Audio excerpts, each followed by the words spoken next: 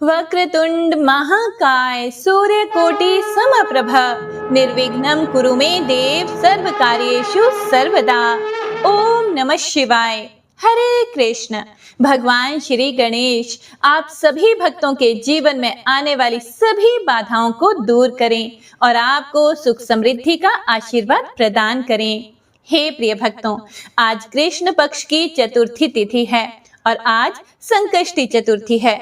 तो आइए सभी भक्तजन अपने हाथ में कुछ अक्षत फूल लेकर सुनते हैं संकष्टी चतुर्थी व्रत की संपूर्ण व्रत कथा। जय श्री गणेश।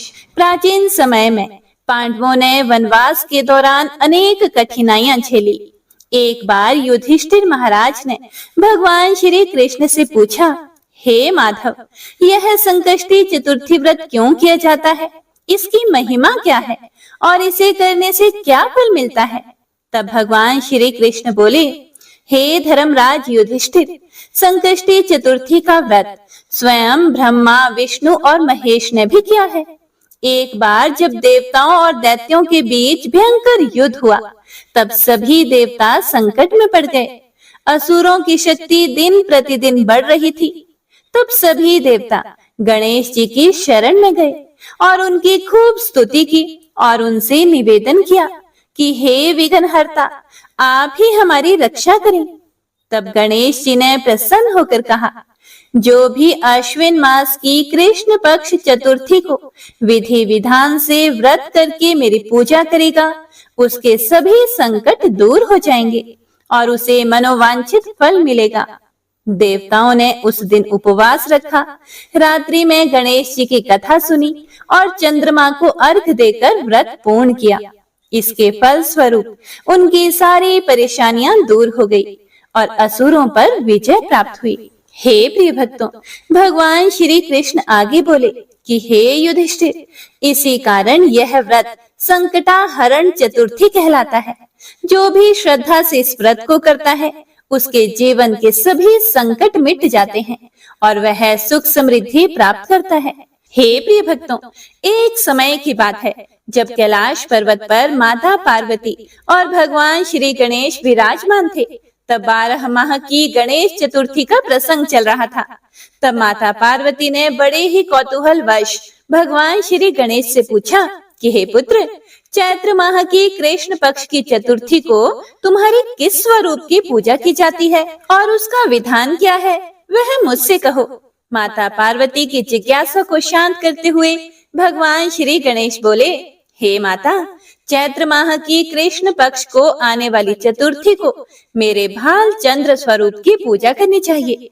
इस दिन पूरे दिन व्रत रखकर रात्रि में षोडशोपचार से मेरा पूजन करना चाहिए और इस दिन व्रती को ब्राह्मण भोजन के अनंतर पंचगव्य पान करके रहना चाहिए।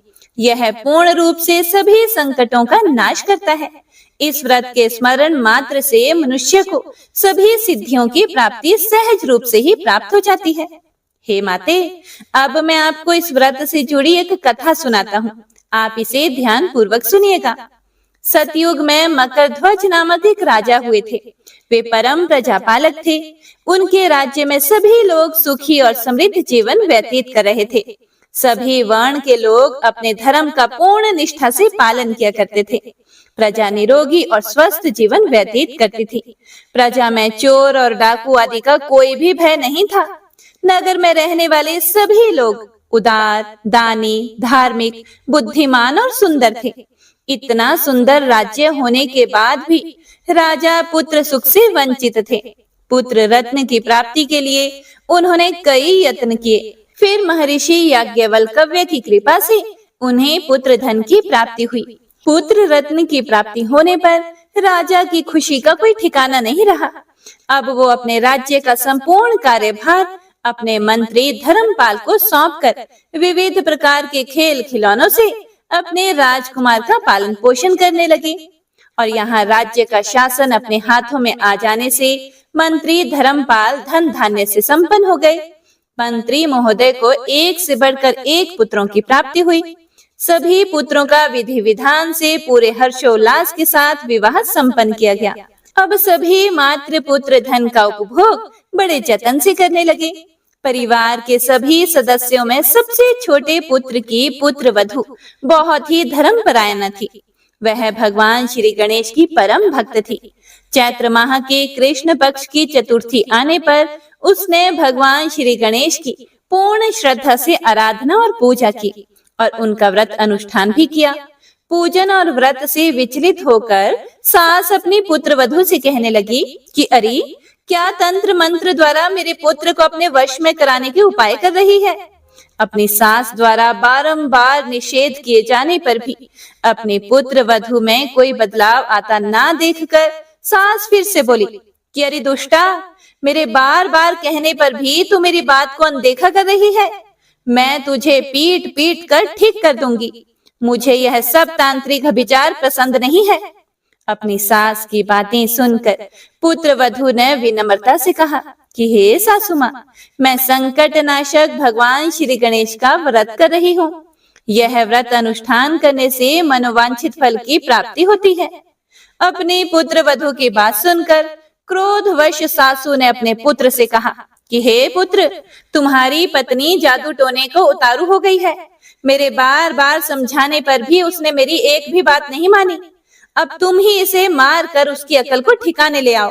ये कहती है कि मैं किसी गणेश का पूजन करती हूँ। मैं किसी गणेश जी को नहीं मानती। वे कौन है और उसका व्रत कैसे होता है? हम लोग तो राजकुल से हैं। हमारी भला किस विपत्ति को वो नष्ट करेंगे? माता की आज्ञा को मानते हुए उसके पति ने उसे बहुत मारा। इतनी पीड़ा को सहन करते हुए भी उस पुत्र वधू ने व्रत को अपने पूर्ण किया।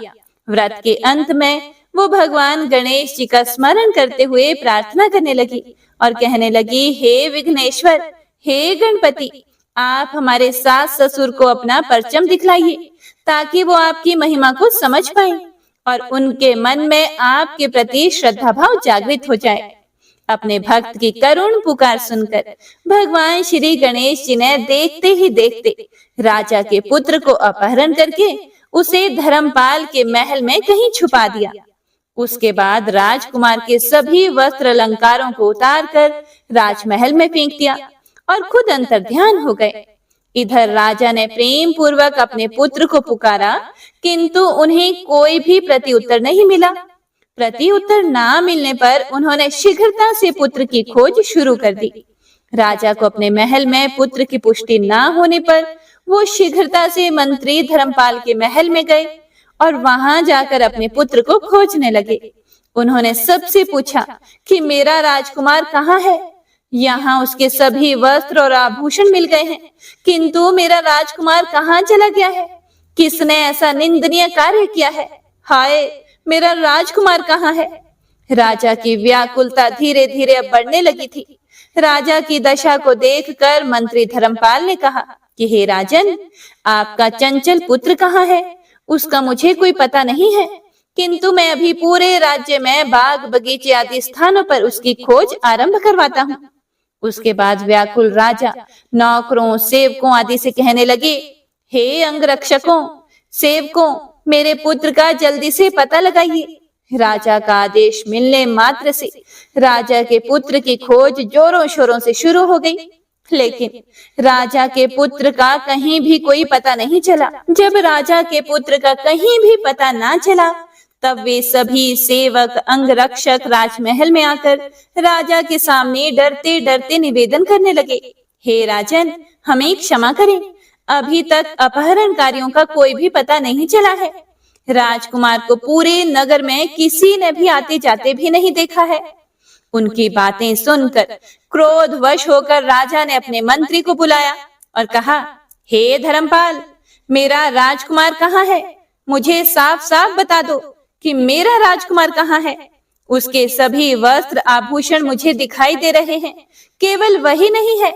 अरे नीच, मुझे बता दे कि मेरा राजकुमार कहाँ है, अन्यथा मैं तुझे और तेरे पूरे कुल का नाश कर दूंगा। इसमें जरा भी संदेह मत रखना। राजा द्वारा डांट पड़ने के कारण मंत्री विचलित हो गए। मंत्री धर्मपाल ने राजा के सामने नतमस्तक होकर कहा, हे राजन, मेरा विश्वास कीजिए, मैं अभी पता लगाता हूँ। इस नगर में बालक अपहरणकर्ताओं का कोई भी गिरोह नहीं है और ना ही कोई डाकू आदि यहाँ वास करते हैं। किंतु पता नहीं किस नराधमी ने ऐसा नीच कर्म किया है और ना जाने कहां गायब हो गया है। धर्मपाल अब अपने महल आकर अपनी पत्नी और पुत्रों से पूछने लगा।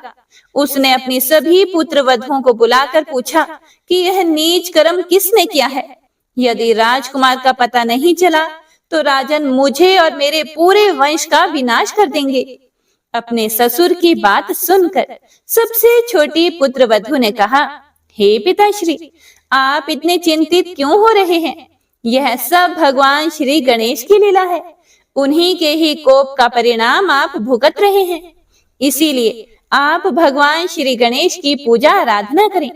अगर राजा से लेकर नगर के सभी प्रजाजन पूर्ण श्रद्धा के साथ गणेश जी की चतुर्थी का व्रत करें तो व्रत के फल स्वरूप भगवान गणेश जी राजकुमार को अवश्य ही लौटा देंगे। मेरा वचन कभी भी मिथ्या नहीं होता।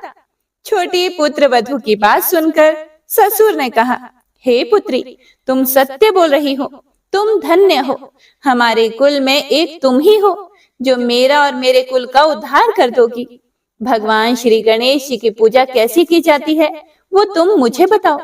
हे सुलक्षणी, मैं मंद बुद्धि होने के कारण भगवान गणेश के व्रत का महिमा नहीं जानता हूँ। इसीलिए मुझ पर और मेरे परिवार को उनके किए गए अपराध की क्षमा देकर राजकुमार का पता लगवा दो। तब सभी लोगों ने भगवान श्री गणेश जी का कष्ट नाशक चतुर्थी के व्रत अनुष्ठान किया। राजा सहित सभी नगरवासियों ने गणेश जी को प्रसन्न करने के लिए व्रत का अनुष्ठान किया। सभी के व्रत अनुष्ठान के प्रभाव से गणेश जी प्रसन्न हो गए और देखते ही देखते सभी लोगों के सामने उन्होंने राजकुमार को प्रकट कर दिया। राजकुमार को अपने सामने देखकर राजा सहित सभी नगरवासियों की खुशी का कोई ठिकाना नहीं रहा। वो बस राजकुमार को आश्चर्यचकित होकर देखने लगे। राजा अपने पुत्र को पुनः प्राप्त करके खुशी से फूले नहीं समा रहे थे। भगवान गणेश की लीला को देखकर वो नतमस्तक होकर कहने लगे कि भगवान गणेश जी आप धन्य हो और धर्मपाल तुम्हारी छोटी पुत्र वधु भी धन्य है, जिसकी कृपा से आज मेरा पुत्र यमराज के वहां से जाकर भी दोबारा लौट आया है। इसीलिए आप सभी नगरजन इस संतानदायक व्रत को विधिवत करते रहें। हे प्रिय भक्तों, श्री गणेश जी कथा का समापन करते हुए बोले, हे माता पार्वती, इस व्रत से बढ़कर इस लोक तथा सभी अन्य लोकों में और कोई व्रत नहीं है। इस चैत्र संकष्टी गणेश चतुर्थी कथा का श्रवण युधिष्ठिर ने भगवान श्री हरि कृष्ण से सुना था और इसी चैत्र माह के कृष्ण पक्ष को आने वाली चतुर्थी का व्रत करके उन्होंने अपने खोए हुए राज्य को फिर से प्राप्त किया था। हे गणेश जी महाराज, कथा को सुनने वाले, सुनाने वाले और हुंकारा भरने वाले सभी भक्तजनों को सुख समृद्धि देना और संतान की दीर्घायु का आशीर्वाद देना, परिवार के सभी सदस्यों के जीवन में खुशियां भरना, सभी विघ्नों को दूर करना और सुख सौभाग्य प्रदान करना, कथा अधूरी हो तो पूरी करना, पूरी हो तो मान करना। तो एक बार सभी भक्तजन प्रेम से बोलिए, गौरी पुत्र गणेश भगवान की जय, बोलिए चौथ माता की जय। तो आइए अब बड़ी चौथ माता की कथा को सुनते हैं। इस कथा को सुनने से ही व्रत पूर्ण माना जाता है तथा समस्त मनोकामनाएं भी पूर्ण होती हैं। कथा के अनुसार एक गांव में एक गरीब बूढ़ी माई रहती थी। भगवान के आशीर्वाद से उसका एक बेटा भी था। वह अपने बेटे से बहुत ज्यादा प्यार करती थी, इसीलिए अपने बेटे की लंबी उम्र और सलामती के लिए 12 महीने की चौथ माता के व्रत रखती थी। चौथ माता का व्रत सुहागिन महिलाएं अपने पति की लंबी उम्र और अपने बच्चों के अच्छे स्वास्थ्य, सही सलामती के लिए रखती हैं। वह बूढ़ी माई हर चौथ के व्रत में शहर जाकर अपनी सामर्थ्य के अनुसार पंसारी की दुकान से थोड़ा सा घी और गुड़ लाती थी और उसके 4 लड्डू बनाती थी। उन 4 लड्डुओं में से एक से पूजा करती थी, एक लड्डू हथकार के लिए निकालती थी और एक से वह चंद्रमा के दर्शन करके स्वयं खा लेती थी और एक अपने बेटे के लिए रख देती थी। एक बार उसका बेटा अपनी ताई से मिलने के लिए गया। जब अपनी ताई के घर पहुंचा तो उसने देखा कि उन्होंने वैशाख चौथ का व्रत रखा हुआ था। बड़ी उत्सुकता से लड़के ने पूछा कि मेरी माँ तो 12 चौथ का व्रत करती है। इस पर उसकी ताई ने बोला कि तेरी माँ तो तेरी कमाई खाने के लिए ये व्रत करती है। लड़के ने सोचा कि ताई सच कह रही है, वह बूढ़िया लड्डू खाने के लिए व्रत रखती है। लड़के के दिमाग में नकारात्मक विचार घर कर गए। वह अपनी माँ पर ही शक करने लग गया। घर आकर लड़का अपनी माँ से बोला कि माँ, मैं प्रदेश जा रहा हूँ, तू मेरी सारी कमाई खा लेती है। इस पर माँ ने उसे बहुत समझाया, लेकिन उसके दिमाग में तो शक घर कर गया था। इसीलिए उसकी नकारात्मक सोच उसे प्रदेश जाने पर मजबूर कर रही थी।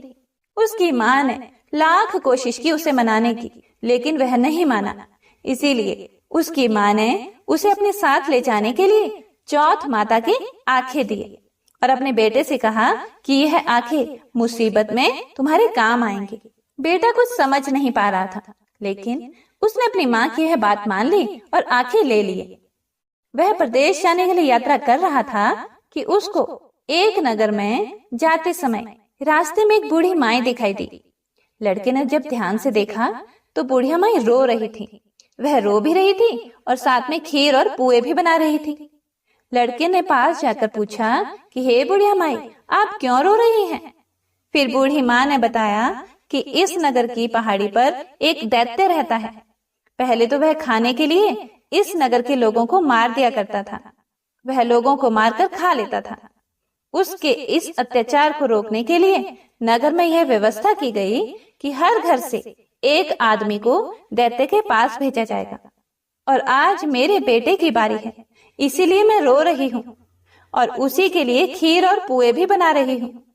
तब उस लड़के ने कहा, तुम ये खीर और पुए मुझे खिला दो, मैं तुम्हारे बेटे की जगह उस दैत्य के पास चला जाऊंगा। बूढ़ी माँ ने लड़के की यह बात मान ली और खीर और पुए लड़के को खाने को दे दिए। लड़के ने खीर पुए बड़े चाव से खाए और खाकर आराम से सो गया। सोते सोते उसे शाम हो गई। शाम को उस बूढ़ी माँ के पास राजा के कुछ सैनिक आए और माँ से कहा, कहाँ है तुम्हारा बेटा? बूढ़ी माँ ने लड़के से कहा कि राजा के सैनिक तुम्हें दैत्य के पास ले जाने के लिए आ गए हैं। वह लड़का खुशी से सैनिकों के साथ दैत्य के पास चला गया। दैत्य के पास जाकर उसने देखा कि दैत्य तो बहुत ही भयानक है और बहुत ही डरावना है। अपनी जान बचाने के लिए वह इधर उधर भागने लगा। तभी उसको याद आया कि उसकी माँ ने उसे चौथ माता के आंखें दिए थे और कहा था कि जब भी मुसीबत आए तो यह तुम्हारे काम आएंगे। उस लड़के ने चौथ माता की आंखें निकाले और उन्हें दैत्य की तरफ फेंक कर कहा, हे चौथ माता, अगर मेरी माँ सच्चे दिल से मेरी सलामती के लिए व्रत रखती हैं, तो दैत्य का सिर कटकर जमीन पर गिर जाए। यह चौथ माता का चमत्कार ही है कि उसका ये वचन कहते ही दैत्य का सिर कटकर नीचे गिर गया। लड़का सही सलामत वापस आ गया। वापस आते देख उसे राजा ने अपने दरबार में बुलाया और बहुत से उपहार देकर उसको रवाना कर दिया। उसके बाद वह लड़का अपने रास्ते पर आगे बढ़ गया। चलते चलते वह दूसरे राज्य में पहुंच गया। उस राज्य में एक प्रथा प्रचलित थी कि बर्तनों के आवे को पकने के लिए एक इंसान की बलि दी जाती थी। आपको बता दें कि आवा उसे कहते हैं जब कच्चे मिट्टी के बर्तनों को पकाने यानी पक्का करने के लिए आग में पकाया जाता है। वह बहुत ही विशाल भट्टा होता है। राज्य से जाते देख सैनिकों ने उसे पकड़ लिया और आवे में चिनवा दिया और आवे को पकाने लगे। लड़के ने फिर से चौथ माता की आंखें निकाले और बोला, हे चौथ माता, अगर मेरी माँ मेरे लिए बिना किसी स्वार्थ के व्रत रखती है तो आवा पकने पर मेरी मृत्यु नहीं होनी चाहिए। लड़के के ये शब्द बोलते ही आवा पकने पर लड़के की मृत्यु नहीं हुई। जब आवे के बर्तन निकालने लगे तो आवे से मिट्टी के बजाय सोने और चांदी के बर्तन निकले और लड़के ने अंदर से कहा, बर्तन आराम से निकालना, कहीं मुझे ना लग जाए। ऐसा सुनकर बर्तन बनाने वाले हैरान हो गए और उसे आवे से निकालकर राजा के दरबार में ले गए। राजा भी बहुत हैरान हुआ। राजा ने लड़के से पूछा, आखिर तुम इस आवे से जिंदा कैसे बचाए? लड़के ने उत्तर दिया कि मेरी माँ मेरे लिए चौथ के 12 महीने व्रत रखती है, इसीलिए चौथ माता की कृपा से मैं इस आवे से सही सलामत वापस निकल आया हूँ। राजा को लड़के की बात पर यकीन नहीं हुआ, इसीलिए राजा अपनी आंखों से चौथ माता का चमत्कार देखना चाहता था। इसीलिए राजा ने चांदी की सुराही मंगवाई और लड़के से कहा कि अगर तुम सच बोल रहे हो तो सुराही की नली से निकल कर दिखाओ। सुराही एक ऐसा बर्तन होता है जो घड़े जैसा होता है। फर्क सिर्फ इतना होता है कि इसका मुंह घड़े के मुकाबले अधिक लंबा और बारीक होता है। उस लड़के ने देखा कि एक भंवरा सुराही के मुंह से बाहर निकल रहा है। लड़के ने चौथ माता का नाम लेकर आंखें निकाले और कहा कि हे चौथ माता, अगर मेरी माँ तुम्हारे 12 महीने के व्रत रखती है तो मैं भंवरा बनकर सुराही के मुंह से बाहर निकल जाऊं। देखते ही देखते राजा की आंखों के सामने वह लड़का भंवरा बन गया और सुराही के मुंह से बाहर निकल आया। राजा ने यह चमत्कार देखा और आश्चर्यचकित हो गया और राजा बहुत खुश हुआ। राजा इतना खुश हुआ कि राजा ने अपनी पुत्री की शादी ही उस लड़के से करवा दी। पूरे नगर में राजा ने प्रचार करवा दिया कि नगर की सारी महिलाएं चौथ माता का व्रत करना शुरू कर दे। लड़के को विदेश में बहुत समय बीत गया था। एक दिन लड़के को अपनी माँ की याद आई कि मेरी माँ तो बिना किसी स्वार्थ के मेरी सही सलामती के लिए व्रत रखती थी, तभी मैं चौथ माता के आशीर्वाद से अभी तक सही सलामत हूँ, जिंदा हूँ। इस कारण लड़के ने राजा से अपने नगर जाने की इच्छा प्रकट की। राजा ने उसकी बात मान ली और बहुत सा धन, दान, दहेज और हाथी घोड़े देकर उसे विदा कर दिया। लड़के की कई दिन की यात्रा के बाद वह अपने घर पहुंचा। जिस दिन वह घर पहुंचा उस दिन चौथ का दिन था। लड़का उसी पंसारी की दुकान में गया जहां उसकी माँ हर चौथ को आती थी। लड़के ने सोचा कि आज माँ इस दुकान से गुड़ और घी लेने जरूर आएगी। जैसा कि लड़के ने सोचा ही था, ठीक वैसा ही हुआ। उसकी माँ बहुत बूढ़ी हो गई थी, इसीलिए हाथ में लाठी लिए हुए आ रही थी। उसको अपनी माँ रास्ते में ही आते दिख गई। उसकी माँ की उम्र बहुत अधिक हो गई थी, जिसकी वजह से उन्हें दिखना भी थोड़ा कम हो गया था।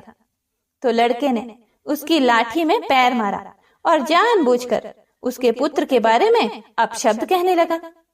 उस बूढ़ी माँ ने कहा, भले ही मुझे गाली दे दो, पर मेरे बेटे को कुछ मत कहना। माँ के यह शब्द सुनकर बेटा उनके पैरों में गिर पड़ा और कहने लगा, मैं तुम्हारा बेटा ही हूँ, मुझे माफ कर दो माँ। माँ ने अपने बेटे को पहचाना और उसे गले लगा लिया, पर उनका बेटा इतनी धन दौलत के साथ वापस आया था, इसीलिए नगरवासियों ने विश्वास ही नहीं किया कि यह उनका ही बेटा है। बुढ़िया माई ने चौथ माता को याद किया और मन ही मन चौथ माता से कहने लगी कि हे माता, मैंने अगर सच्चे दिल से तुम्हारा व्रत किए हैं तो मेरे स्तनों में दूध आ जाए और दूध की धार सीधे मेरे बेटे के मुंह में गिरे।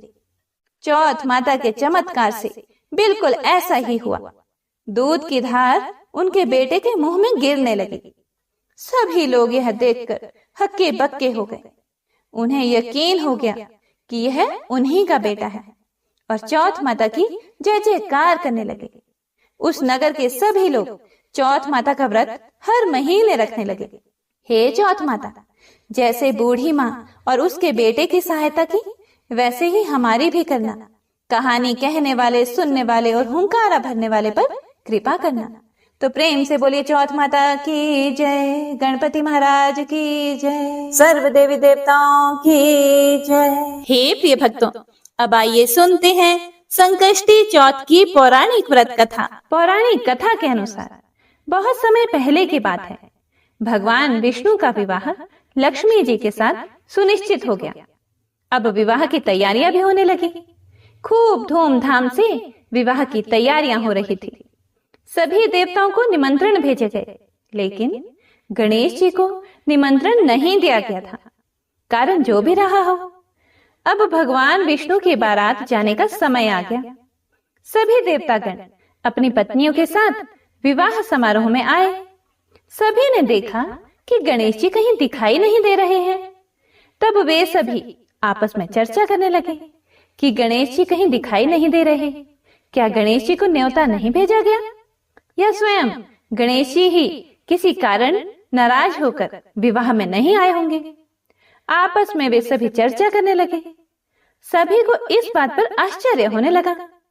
किसी को कोई जवाब नहीं मिला तो तभी सभी ने सोचा कि क्यों ना भगवान विष्णु से ही इसका हम कारण पूछ लें। विष्णु भगवान से पूछने पर विष्णु भगवान ने कहा कि हमने गणेश जी के पिता भोलेनाथ महादेव को न्योता भेजा है। यदि गणेश जी अपने पिता के साथ आना चाहते हैं तो आ जाते, अलग से न्योता देने की आवश्यकता भी नहीं थी।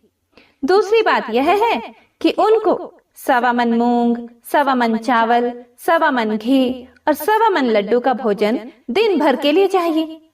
यदि गणेश जी नहीं आएंगे तो कोई बात नहीं, दूसरे के घर जाकर इतना सारा खाना पीना अच्छी बात भी नहीं होता।